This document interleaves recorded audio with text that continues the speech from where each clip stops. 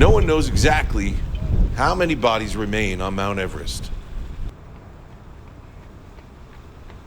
Everest, also called Sagarmatha, also called Chomolungma. You know, I'm sorry if I'm mispronouncing any of that. I'm doing my level best. Please don't. Don't take it as a microaggression or a Everest, Sagarmatha, Chomolungma is the only place on Earth where is it expected, even normal, to find exposed human remains. Now, there is a man named Tiswang Paljor, again, sorry, who has become a sort of landmark. Having died in a blizzard in 1996, he is now known as Green Boots for the neon footwear erupting from the drifts of thin, sandy snow.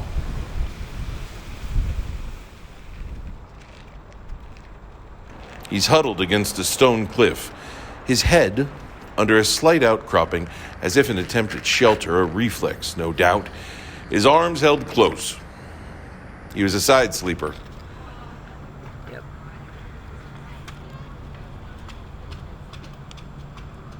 There are 2 orange aluminum oxygen tanks akimbo over his left shoulder.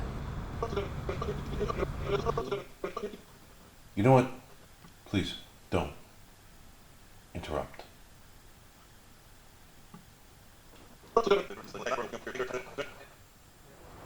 If you're concerned about immortality or legacy or leaving a mark in the world, and I acknowledge that not everyone is, most are not when faced with the reality of what that actually means. Zhang, well, he's fortunate.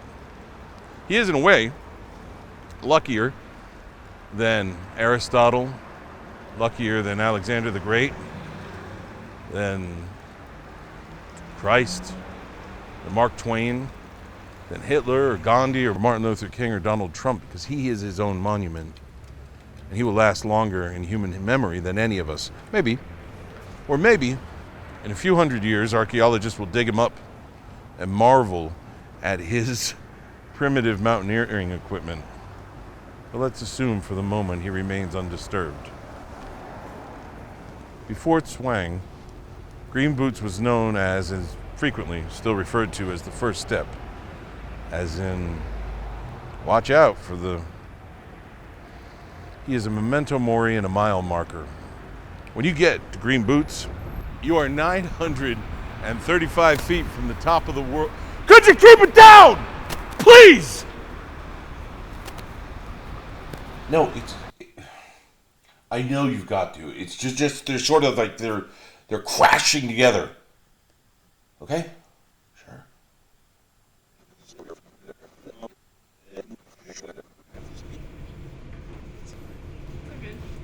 Lucky is perhaps not the right word for Tswang, as he's in no position to care. But then again, who among the dead is? So much effort is so often put into something for which we will not be present. Perhaps one could argue that we do it for our offspring. But there's too much evidence to the contrary for me to really believe that. 10 years after Tswang, his companion, David Sharpe, arrived at the first step at Green Boots. In 2006, Sharpe began to die. 3 parties passed him on ascent. No one could help him, though some tried. It was controversial.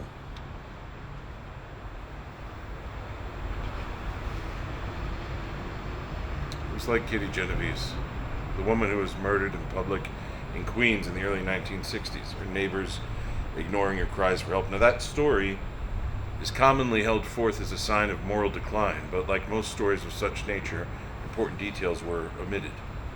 Genovese's neighbors were elderly, frightened, inured to noise, and many could not even hear her. It's even easier to judge the kind of people who would climb Mount Everest. Now let us resist the temptation to do this.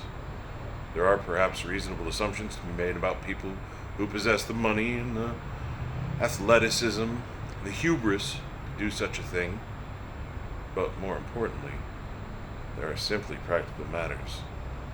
Much of life, there are times that practical matters stare us directly in the face. Hubris, as the ancients had it, was not a character flaw, but a literal crime like murder. It shares a root word with murder. Hubridian. I'm sorry for mispronouncing that too. When someone was punished for their hubris, it was swift and just.